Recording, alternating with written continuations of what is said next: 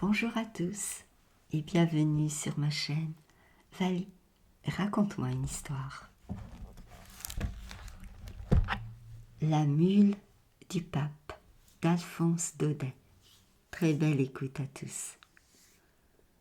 De tous les jolis dictons, proverbes ou adages dont nos paysans de Provence parsementent leurs discours, je n'en sais pas un plus pittoresque ni plus singulier que celui-ci. À 15 lieues autour de mon moulin, quand on parle d'un homme rancunier, vindicatif, on dit « Cet homme-là, méfiez-vous, il est comme la mule du pape qui garde 7 ans son coup de pied. » J'ai cherché bien longtemps d'où ce proverbe pouvait venir, ce que c'était que cette mule papale et ce coup de pied gardé pendant 7 ans. Personne ici n'a pu me renseigner à ce sujet. Pas même Francette Mamaille, mon joueur de fifre, qui connaît pourtant son légendaire provençal sur le bout du doigt. Francette pense comme moi qu'il y a là-dessous quelque ancienne chronique du pays d'Avignon, mais il n'en a jamais entendu parler autrement que par le proverbe. « Vous ne trouverez cela qu'à la bibliothèque des Cigales », m'a dit le vieux fifre en riant. L'idée m'a paru bonne, et comme la bibliothèque des Cigales est à ma porte, je suis allée m'y enfermer 8 jours. C'est une bibliothèque merveilleuse, admirablement montée, ouverte aux poètes jour et nuit, et desservie par de petits bibliothécaires à cymbales qui vous font de la musique tout le temps. J'ai passé là quelques journées délicieuses et, après une semaine de recherche sur le dos, j'ai fini par découvrir ce que je voulais, c'est-à-dire l'histoire de ma mule et de ce fameux coup de pied gardé pendant 7 ans. Le conte en est joli, quoique un peu naïf, et je vais essayer de vous le dire tel que je l'ai lu hier matin, dans un manuscrit couleur du temps, qui sentait bon la lavande sèche et avait de grands fils de la Vierge pour signet. Qui n'a pas vu Avignon du temps des papes n'a rien vu. Pour la gaieté, la vie, l'animation, le train des fêtes, jamais une ville pareille. C'était, du matin au soir, des processions, des pèlerinages, les rues jonchées de fleurs, tapissées de hautes lys, des arrivages de cardinaux par le Rhône, bannières au vent, galères pavoisées, les soldats du pape qui chantaient du latin sur les places, les crécelles des frères quêteurs. Puis, du haut en bas, des maisons qui se pressaient en bourdonnant autour du grand palais papal, comme des abeilles autour de leur ruche. C'était encore le tic-tac des métiers à dentelle, le va-et-vient des navettes tissant l'or des chasubles, les petits marteaux des ciseleurs de burettes, les tables d'harmonie qu'on ajustait chez les luthiers, les cantiques des ourdisseuses. Par là-dessus le bruit des cloches et toujours quelques tambourins qu'on entendait ronfler là-bas du côté du pont. Car chez nous, quand le peuple est content, il faut qu'il danse, il faut qu'il danse. Et comme en ce temps-là les rues de la ville étaient trop étroites pour la farandole, fifre et tambourin se postaient sur le pont d'Avignon, au vent frais du Rhône, et jour et nuit l'on y dansait, l'on y dansait. Ah, l'heureux temps, l'heureuse ville, des hallebardes qui ne coupaient pas, des prisons d'État où l'on mettait le vin à rafraîchir, jamais de disette, jamais de guerre. Voilà comment les papes du comtat savaient gouverner leur peuple. Voilà pourquoi leur peuple les a tant regrettés. Il y en a un surtout, un bon vieux, qu'on appelait Boniface. Ah, celui-là, que de larmes on a versé en Avignon quand il est mort. C'était un prince si aimable, si avenant. Il vous riait si bien du haut de sa mule. Et quand vous passiez près de lui, fussiez-vous un pauvre petit tireur de Garance ou le grand viguier de la ville, il vous donnait sa bénédiction si poliment. Un vrai pape d'Yvetot, mais d'un Yvetot de Provence, avec quelque chose de fin dans le rire, un brin de marjolaine à sa barrette, et pas la moindre Jeanneton. La seule Jeanneton qu'on lui ait jamais connue, à ce bon père, c'était sa vigne. Une petite vigne qu'il avait plantée lui-même à 3 lieues d'Avignon, dans les myrtes de Châteauneuf. Tous les dimanches, en sortant de Vêpres, le digne homme allait lui faire sa cour. Et quand il était là-haut, assis au bon soleil, sa mule près de lui, ses cardinaux tout autour étendus au pied des souches, alors il faisait déboucher un flacon de vin du cru, ce beau vin couleur de rubis, qui s'est appelé depuis le Châteauneuf des Papes. Il dégustait par petits coups, en regardant sa vigne d'un air attendri. Puis, le flacon vidé, le jour tombant, il rentrait joyeusement à la ville, suivi de tout son chapitre. Et lorsqu'il passait sur le pont d'Avignon, au milieu des tambours et des farandoles, sa mule, mise en train par la musique, prenait un petit amble sautillant, tandis que lui-même, il marquait le pas de la danse avec sa barrette, ce qui scandalisait fort ses cardinaux, mais faisait dire à tout le peuple « Ah, le bon prince, ah, le brave pape !»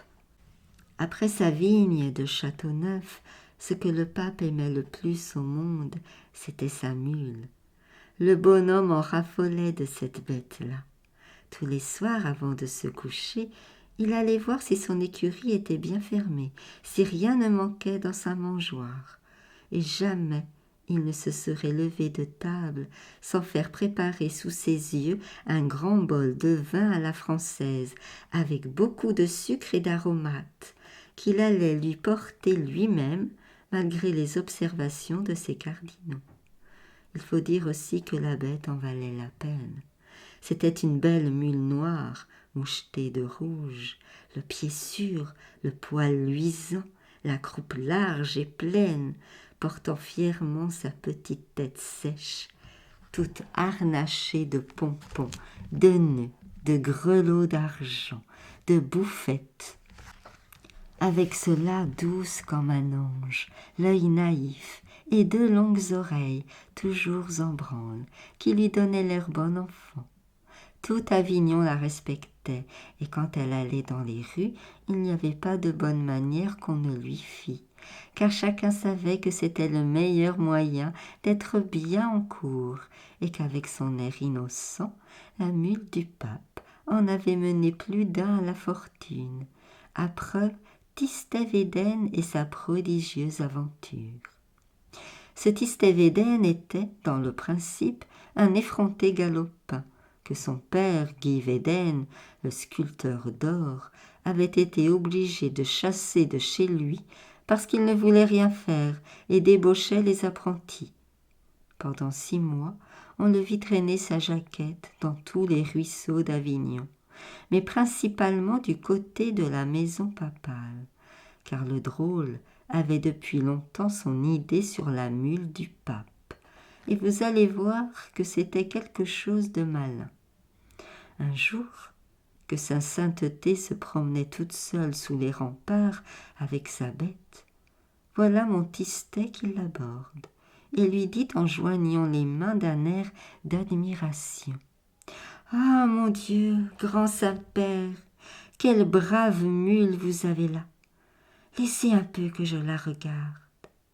Ah, mon pape, la belle mule! L'empereur d'Allemagne n'en a pas une pareille. » Et il la caressait et il lui parlait doucement comme à une demoiselle.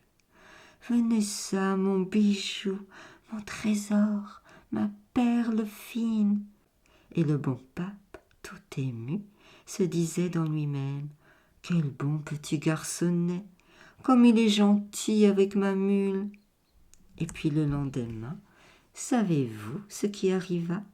Tistet Védène tronqua sa vieille jaquette jaune contre une belle aube en dentelle, un camail de soie violette, des souliers à boucles, et il entra dans la maîtrise du pape, où jamais avant lui on n'avait reçu que des fils de nobles et des neveux de cardinaux. Voilà ce que c'est que l'intrigue. Mais Tistet ne s'en tint pas là. Une fois au service du pape, le drôle continua le jeu qui lui avait si bien réussi. Insolent avec tout le monde, il n'avait d'attention ni de prévenance que pour la mule, et toujours on le rencontrait par les cours du palais avec une poignée d'avoine ou une bottelée de sainfoin dont il secouait gentiment les grappes roses en regardant le balcon du Saint-Père d'un air de dire « Hein? Pour qui ça ?» Tant et tant qu'à la fin le bon pape, qui se sentait devenir vieux, en arriva à lui laisser le soin de veiller sur l'écurie et de porter à la mule son bol de vin à la française, ce qui ne faisait pas rire les cardinaux. Ni la mule non plus, cela ne la faisait pas rire. Maintenant, à l'heure de son vin, elle voyait toujours arriver chez elle 5 ou 6 petits clercs de maîtrise qui se fourraient vite dans la paille avec leurs camails et leurs dentelles.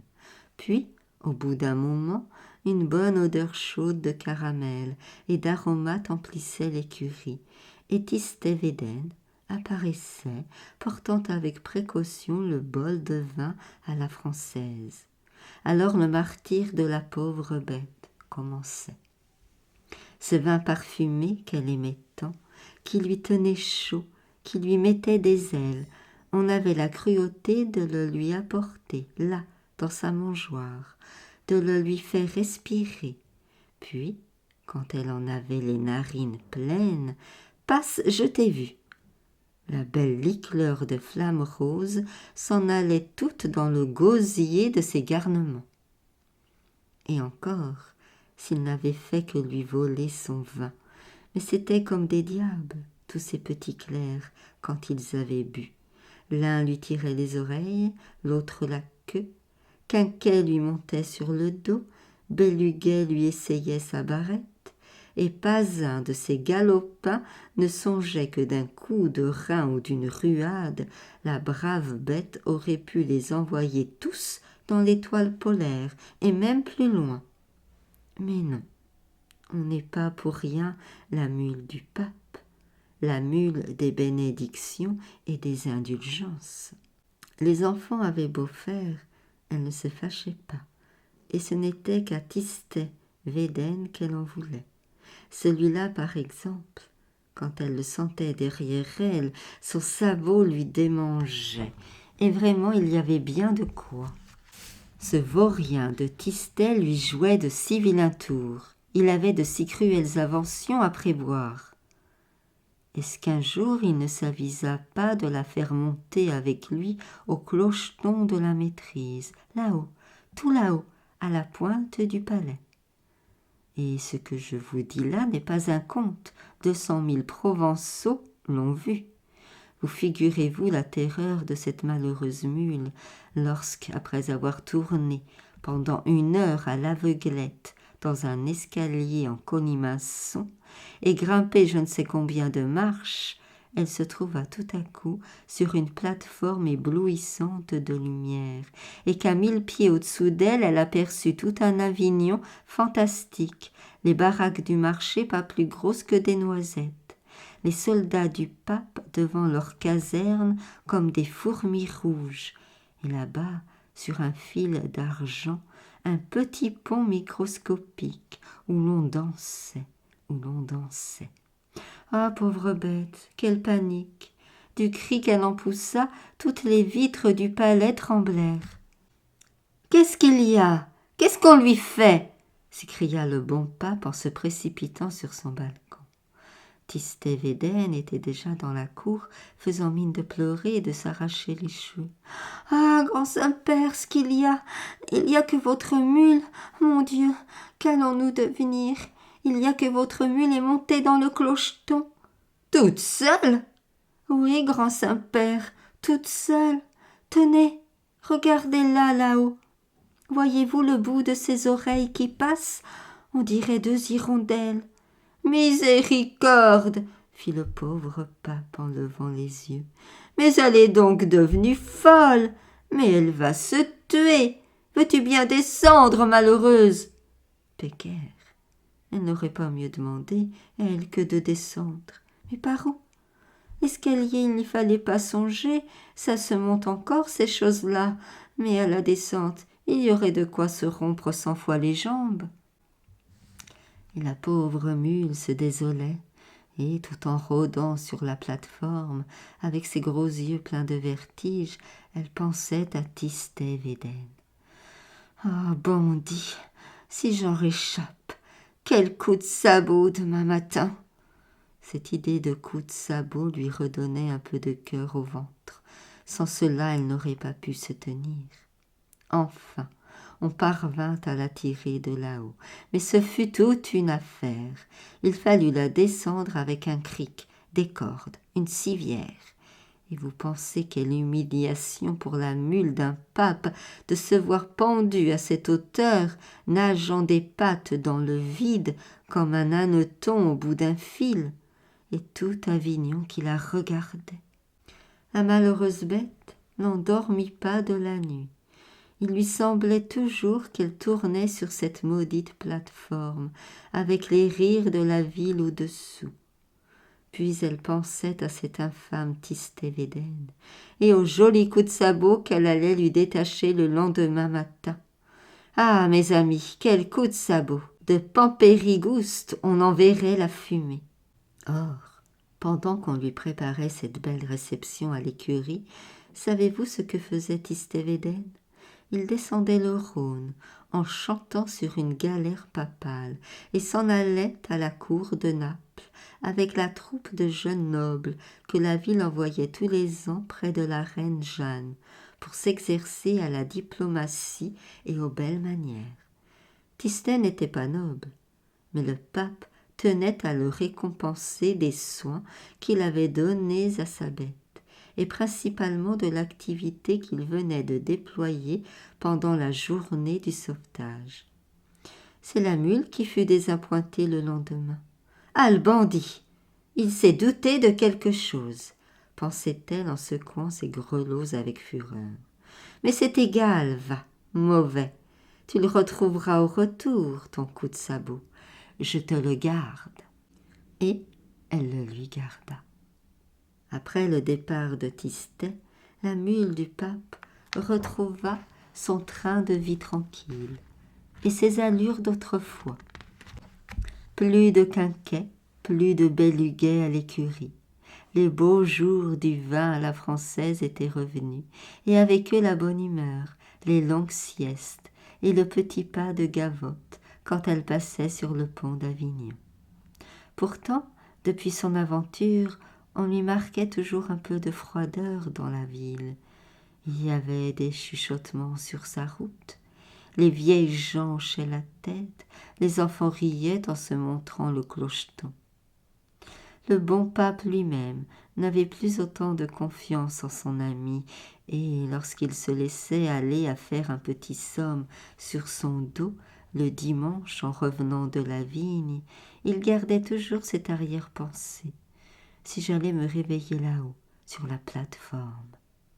La mule voyait cela et elle en souffrait sans rien dire. Seulement, quand on prononçait le nom de Tistet-Védène devant elle, ses longues oreilles frémissaient et elle aiguisait avec un petit rire le fer de ses sabots sur le pavé. Ces temps passèrent ainsi. Puis, au bout de ces 7 années, Tistet-Védène revint de la cour de Naples. Son temps n'était pas encore fini là-bas, mais il avait appris que le premier moutardier du pape venait de mourir subitement en Avignon, et comme la place lui semblait bonne, il était arrivé en grande hâte pour se mettre sur les rangs.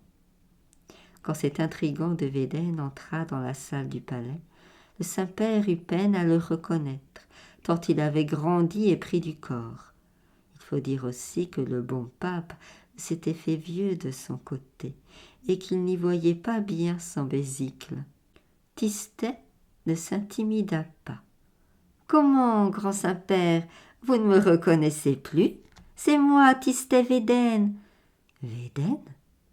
Mais oui, vous savez bien, celui qui portait le vin français, votre mule. Ah oui, oui, je me rappelle, un bon petit garçonnet, ce Tistet Védène. Et maintenant, qu'est-ce qu'il veut de nous? »« Oh, peu de choses, grand Saint-Père. Je venais vous demander, à propos, est-ce que vous l'avez toujours, votre mule, et elle va bien? »« Ah, tant mieux. Je venais vous demander la place du premier moutardier qui vient de mourir. »« Premier moutardier, toi? Mais tu es trop jeune. Quel âge as-tu donc? » ?»« 20 ans 2 mois, illustre pontife, juste 5 ans de plus que votre mule. »« Ah, palme de Dieu, la brave bête, si vous saviez comme je l'aimais, cette mule-là, comme je me suis languie d'elle en Italie. Est-ce que vous ne me la laisserez pas voir? »« Si, mon enfant, tu la verras, fit le bon pape tout ému. Et puisque tu l'aimes tant, cette brave bête, je ne veux plus que tu vives loin d'elle. Dès ce jour, je t'attache à ma personne en qualité de premier moutardier. Mes cardinaux crieront, mais tant pis, j'y suis habitué. Viens nous trouver demain à la sortie des vêpres. Nous te remettrons les insignes de ton grade en présence de notre chapitre. Et puis, je te mènerai voir la mule, et tu viendras à la vigne avec nous deux. Hé hé, allons, va. » Si Tistet Védène était content en sortant de la grande salle, avec quelle impatience il attendit la cérémonie du lendemain. Je n'ai pas besoin de vous le dire.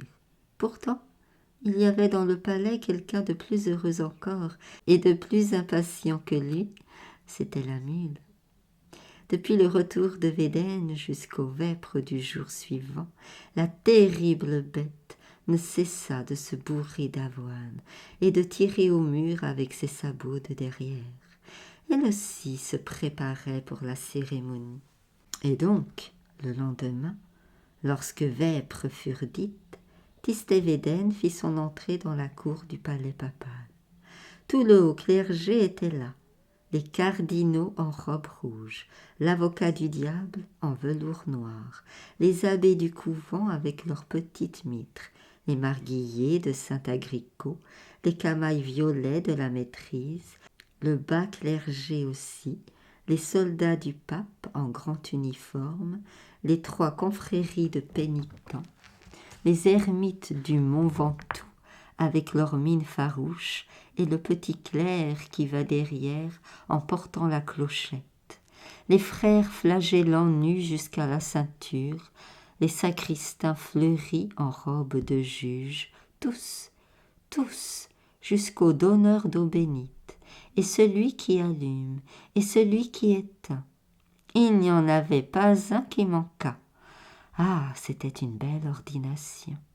Des cloches, des pétards, du soleil, de la musique et toujours ces enragés de tambourins qui menaient la danse, là-bas, sur le pont d'Avignon.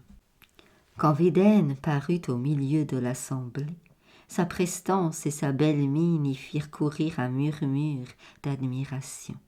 C'était un magnifique provençal, mais des blonds, avec de grands cheveux frisés au bout et une petite barbe follette qui semblait prise au copeau de fin métal tombé du burin de son père, le sculpteur d'or. Le bruit courait que dans cette barbe blonde, les doigts de la reine Jeanne avaient quelquefois joué, et le sire de Védène avait bien, en effet, l'air glorieux et le regard distrait des hommes que les reines ont aimés. Ce jour-là, pour faire honneur à sa nation, il avait remplacé ses vêtements napolitains par une jaquette bordée de roses à la provençale. et sur son chaperon tremblait une grande plume d'ibis de Camargue. Sitôt entré, le premier moutardier salua d'un air galant et se dirigea vers le haut du perron, où le pape l'attendait pour lui remettre les insignes de son grade, la cuillère de buis jaune et l'habit de safran. La mule était au bas de l'escalier, tout harnachée et prête à partir pour la vigne. Quand il passa près d'elle, Tistet-Védène eut un bon sourire et s'arrêta pour lui donner 2 ou 3 petites tapes amicales sur le dos, en regardant du coin de l'œil si le pape le voyait. La position était bonne. La mule prit son élan. « Tiens, attrape, bandit, voilà 7 ans que je te le garde. » Et elle vous lui détacha un coup de sabot si terrible, que de Pampérigouste même on en vit la fumée, un tourbillon de fumée blonde, où voltigeait une plume d'ibis, tout ce qui restait de l'infortuné Tistet-Védène. Les coups de pied de mule ne sont pas aussi foudroyants d'ordinaire, mais celle-ci était une mule papale, et puis pensez donc, elle le lui gardait depuis 7 ans. Il n'y a pas de plus bel exemple de rancune ecclésiastique.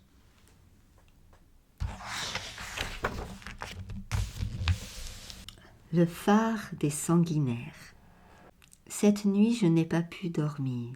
Le Mistral était en colère, et les éclats de sa grande voix m'ont tenu éveillée jusqu'au matin. Balançant lourdement ses ailes mutilées qui sifflaient à la bise comme les agrès d'un navire, tout le moulin craquait. Des tuiles s'envolaient de sa toiture en déroute. Au loin, les pins serrés dont la colline est couverte s'agitaient et bruissaient dans l'ombre. On se serait cru en pleine mer. Cela m'a rappelé tout à fait mes belles insomnies d'il y a 3 ans, quand j'habitais le phare des Sanguinaires, là-bas, sur la côte corse, à l'entrée du golfe d'Ajaccio. Encore un joli coin que j'avais trouvé là, pour rêver et pour être seule. Figurez-vous, une île rougeâtre et d'aspect farouche. Le phare à une pointe, à l'autre une vieille tour génoise, où de mon temps logeait un aigle. En bas, au bord de l'eau, un lazaret en ruine, envahi de partout par les herbes, puis des ravins, des maquis, de grandes roches, quelques chèvres sauvages, de petits chevaux corses gambadant la crinière au vent. Enfin là-haut, tout en haut, dans un tourbillon d'oiseaux de mer, la maison du phare, avec sa plateforme en maçonnerie blanche, où les gardiens se promènent de long en large, la porte verte en ogive, la petite tour de fonte, et au-dessus la grosse lanterne à facettes qui flambe au soleil et fait de la lumière même pendant le jour. Voilà l'île des Sanguinaires, comme je l'ai revue cette nuit, en entendant ronfler mes pins. C'était dans cette île enchantée qu'avant d'avoir un moulin, j'allais m'enfermer quelquefois lorsque j'avais besoin de grand air et de solitude. Ce que je faisais, ce que je fais ici, moins encore. Quand le Mistral ou la tramontane ne soufflait pas trop fort, je venais me mettre entre 2 roches, au ras de l'eau, au milieu des goélands, des merles, des hirondelles, et j'y restais presque tout le jour, dans cette espèce de stupeur et d'accablement délicieux que donne la contemplation de la mer. Vous connaissez, n'est-ce pas, cette jolie griserie de l'âme. On ne pense pas, on ne rêve pas non plus. Tout votre être vous échappe, s'envole, s'éparpille.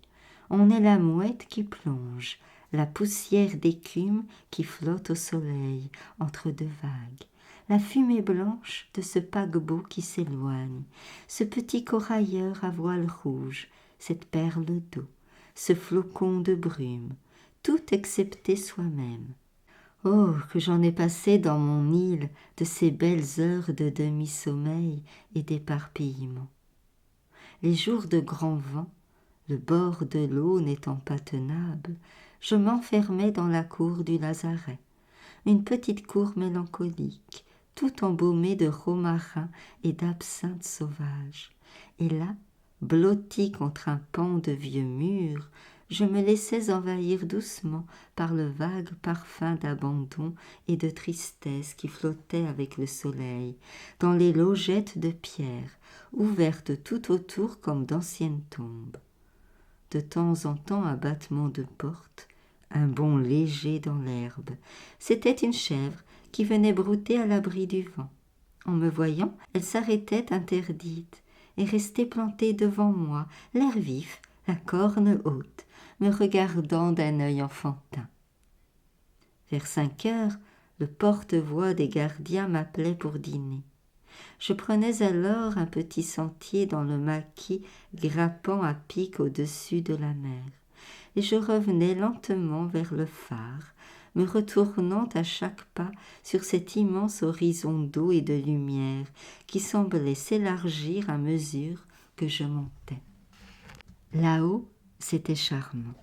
Je vois encore cette belle salle à manger à larges dalles, un lambris de chêne, la bouillabaisse fumante au milieu, la porte grande ouverte sur la terrasse blanche et tout le couchant qui entrait. Les gardiens étaient là, m'attendant pour se mettre à table. Il y en avait 3, un Marseillais et 2 Corses, tous 3 petits, barbus, le même visage tanné, crevassé, le même caban en poil de chèvre, mais d'allure et d'humeur entièrement opposées. À la façon de vivre de ces gens, on sentait tout de suite la différence entre 2 races. Le Marseillais industrieux et vif, toujours affairé, toujours en mouvement, courait l'île du matin au soir, jardinant, bêchant, ramassant des œufs de gouaille, s'embusquant dans le maquis pour traire une chèvre au passage, et toujours quelques aïolis ou quelques bouillabaisse en train. Les Corses, eux, en dehors de leur service, ne s'occupaient absolument de rien. Ils se considéraient comme des fonctionnaires et passaient toute leur journée dans la cuisine à jouer d'interminables parties de scopa, ne s'interrompant que pour rallumer leur pipe d'un air grave et hacher avec des ciseaux dans le creux de leurs mains de grandes feuilles de tabac vert. Du reste, Marseillais et Corses, tous 3 de bonnes gens, simples, naïfs et pleins de prévenance pour leur hôte, quoiqu'au fond il dût leur paraître un monsieur bien extraordinaire. Pensez donc, venir s'enfermer au phare pour son plaisir, eux qui trouvent les journées si longues et qui sont si heureux quand c'est leur tour d'aller à terre. Dans la belle saison, ce grand bonheur leur arrive tous les 6 mois. 10 jours de terre pour 30 jours de phare, voilà le règlement. Mais avec l'hiver et les gros temps, il n'y a plus de règlement qui tienne. Le vent souffle, la vague monte, les sanguinaires sont blanches d'écume, et les gardiens de service restent bloqués 2 ou 3 mois de suite, quelquefois même dans de terribles situations. Voici ce qui m'est arrivé à moi, monsieur, me contait un jour le vieux Bartoli, pendant que nous dînions. Voici ce qui m'est arrivé il y a 5 ans, à cette même table où nous sommes, un soir d'hiver, comme maintenant. Ce soir-là, nous n'étions que 2 dans le phare, moi et un camarade, qu'on appelait Tchéco. Les autres étaient à terre, malades, en congé, je ne sais plus. Nous finissions de dîner, bien tranquilles.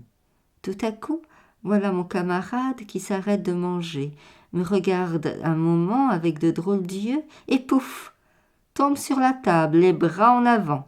Je vais à lui, je le secoue, je l'appelle. « Oche, Oche !»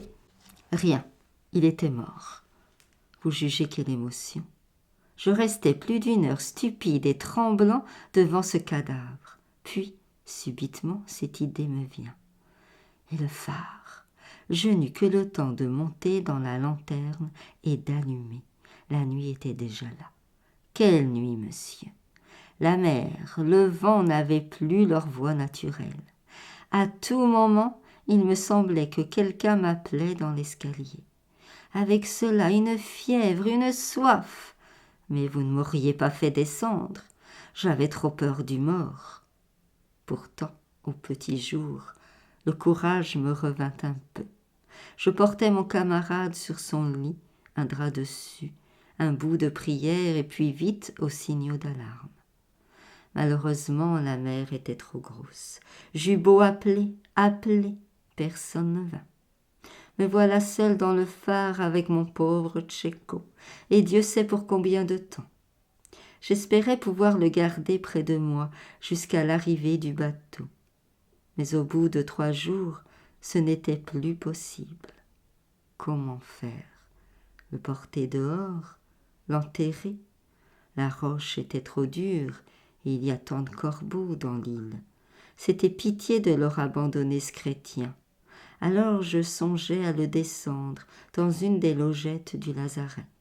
Ça m'a pris tout un après-midi, cette triste corvée-là, et je vous réponds qu'il m'en fallut du courage. Tenez, monsieur, encore aujourd'hui, quand je descends ce côté de l'île par un après-midi de grand vent, il me semble que j'ai toujours le mort sur les épaules.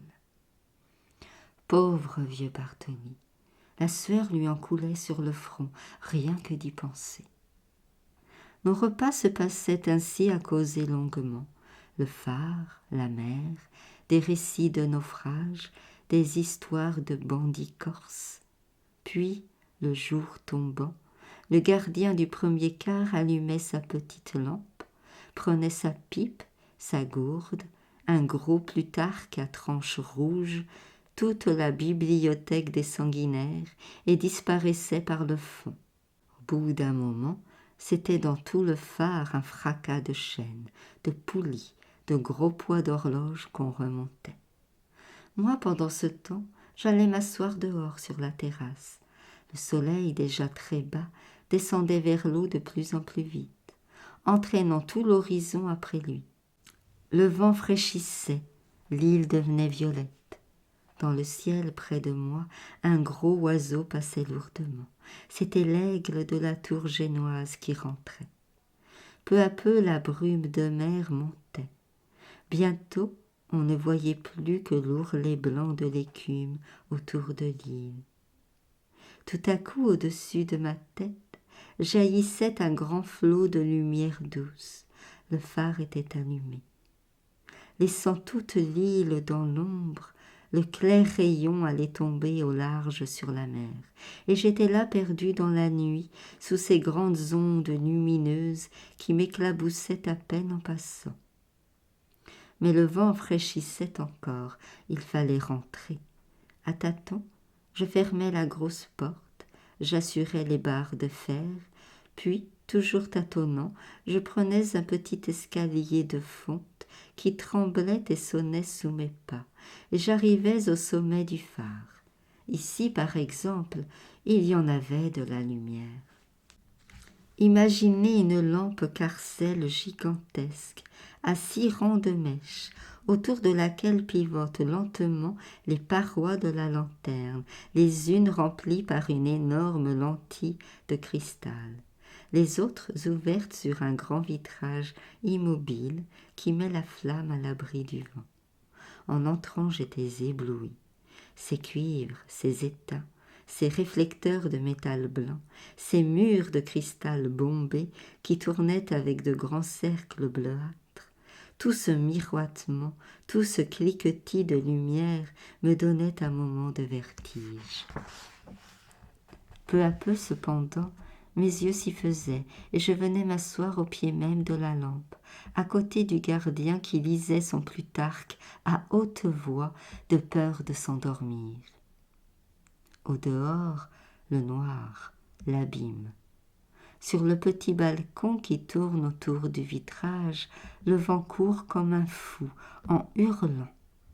Le phare craque, la mer ronfle. À la pointe de l'île, sur les brisants, les lames font comme des coups de canon. Par moments, un doigt invisible frappe au carreau. Quelque oiseau de nuit que la lumière attire et qui vient se casser la tête contre le cristal. dans la lanterne étincelante et chaude, rien que le crépitement de la flamme, le bruit de l'huile qui s'égoutte, de la chaîne qui se dévide, une voix monotone psalmodiant la vie de Démétrius de Phalère. À minuit, le gardien se levait, jetait un dernier coup d'œil à ses mèches, et nous descendions. Dans l'escalier, on rencontrait le camarade du second quart, qui montait en se frottant les yeux. On lui passait la gourde, le Plutarque. Puis, avant de gagner nos lits, nous entrions un moment dans la chambre du fond, tout encombrée de chaînes, de gros poids, de réservoirs d'étain, de cordages. Et là, à la lueur de sa petite lampe, le gardien écrivait sur le grand livre du phare, toujours ouvert. Minuit, grosse mer, tempête, navire au large. Je vous remercie pour votre écoute. À très vite.